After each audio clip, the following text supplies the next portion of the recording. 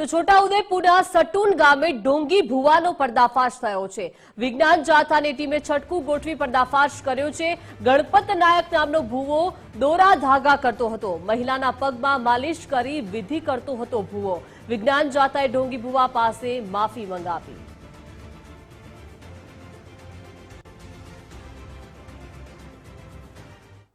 છોટાઉદેપુર જિલ્લાના પાવી જેતપુર તાલુકાના સટુન ગામની સીમની અંદર છેલ્લા 20 વર્ષથી દોરા ધાગા ધતિંગ લીલા કરનાર ગણપત નાથુભાઈ નાયકાનો વિજ્ઞાન જાથાએ 1265માં સફળ પર્દાફાશ કર્યો છે।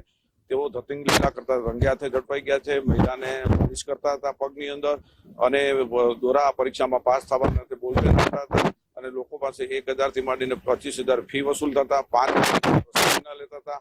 આ બધી કપટ લીલા વિજ્ઞાન જાથાએ બંધ કરાવી છે।